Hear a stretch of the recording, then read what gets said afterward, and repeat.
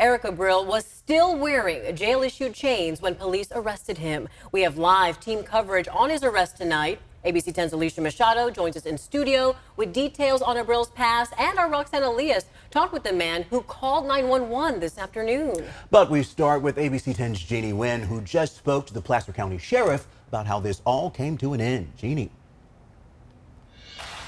Chris and Laura, no, the Placer County Sheriff's Office just gave us an update here at their Loomis substation, and they credit the residents in that Rockland neighborhood to helping them lead them to Eric Abril. Now, Sheriff Wayne Wu says after reviewing security video at Sutter Roseville, that's how they discovered Eric Abril was able to escape his restraints. From there, he managed to outrun one deputy that was assigned to guard him. Now, as we saw yesterday with ring security camera video from a Rockland neighborhood, Abril was spotted roaming around shortly after he escaped. Sheriff Wu says they responded to more than 60 tips of sightings, but the most valid was in and around the areas of Rainier, and that's where they found him this afternoon just after 12:30. Saw somebody moving in that Greenbelt area, and in fact it was Abril. Law enforcement in the area descended quickly, and Abril was safely taken into custody. And when he was taken into custody, he was clothed in only his jail boxers, and he still had the belly chains around his waist. Now, while this all started at Sutter Roseville, Sheriff Wu says Abril is now back at the same hospital he escaped from and is being evaluated. He's being watched by 6 members of our SWAT team, and once he's medically cleared, he'll be housed at the South Placer Jail. During today's press conference, I did ask Sheriff Wayne Wu if he's upset by what had happened here, and he said he will take responsibility for all of this and make sure it doesn't happen again. Back to you. And Jeannie, I know many people want to know, do they have a policy when it comes to inmates in the hospital and how they're guarded? Chris, their current policy is honestly on a case-by-case basis, but following this incident, Sheriff Wayne Wu did say that they will be reviewing policies and procedures to once again make sure this doesn't happen. Our Jeannie Nguyen starting us off tonight. Jeannie, thank you. Keep in mind, it was an alert homeowner who actually made the big discovery. Yeah, he says he saw Eric Abril's orange jail-issued jumpsuit on his property and called 911. ABC 10's Roxanne Elias joins us now from Rockland. And Roxanne, you talked with this homeowner. Tell us what he said.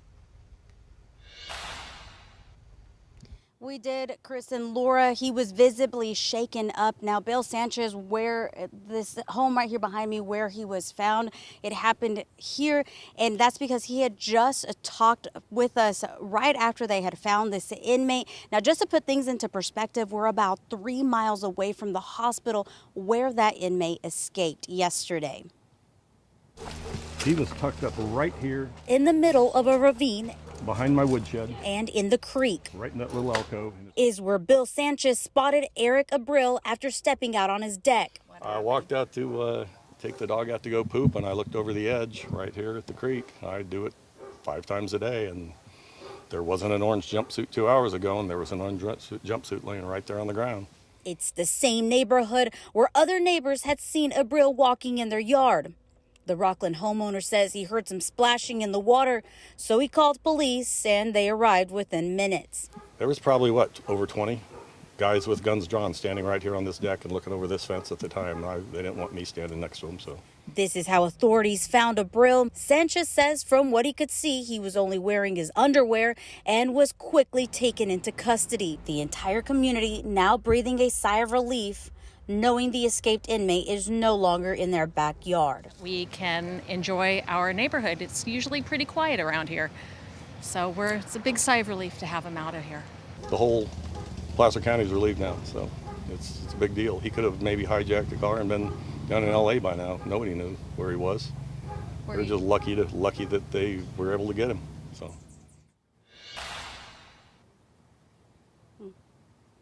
The community out here tells me that they're grateful to all of law enforcement that was involved in bringing this to an end. Now they're just searching for more answers on exactly how Abril was able to escape from the hospital yesterday. Chris, Laura? Yeah, it was certainly an alarming situation, but a reminder, there is no threat to the public right now, thanks to that alert neighbor calling police. Roxanne Elias, thank you. You may remember this suspect was first arrested by Roseville police back on April 6th. He was charged with kidnapping, murder, and attempted murder. CHP says they were trying to serve a search warrant at his mother's home in Roseville when he opened fire, shooting a CHP officer. Investigators say he ran into Mahaney Park, taking 2 people hostage and sadly killing one of them. Somehow he escaped. How did that happen?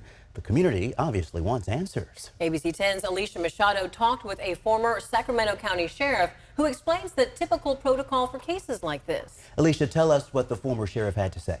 Well, Chris Laura, former Sacramento County Sheriff John McGinnis says law enforcement has an obligation to attend to an inmate's medical needs. But a breakdown in how deputies look after high-risk inmates likely led to the opportunity for Eric Abril to escape. The sheriff's office says the 35-year-old was taken to Sutter Roseville Medical Center on Thursday and escaped early Sunday morning. The sheriff's office says the initial investigation indicates Abril left the hospital through a door on foot, and he was able to get out of some of his restraints. Now, we asked the former sheriff for his take on what happened here. Take a listen.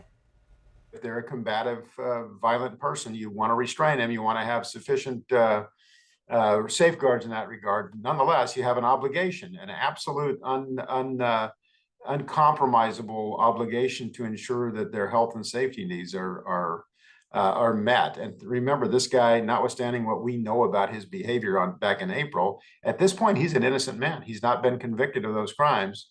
And so the law enforcement's a really difficult balance. The Placer County Sheriff's Office said Abril was initially classified as an inmate who needs to be watched by 2 officers, but was later downgraded to 1 officer. Placer County Sheriff Wayne Wu says the deputy who was assigned to Abril is still employed and has not yet been interviewed about the circumstances surrounding his escape. Sheriff Wu says his agency is reviewing their policies and procedures and also considering upgrades to restraints to prevent this from happening in the future. Abril will be brought to the South Placer Jail after a medical review. He faces charges related to murder, kidnapping, and attempted murder on a police officer after that hostage situation and shootout back in April.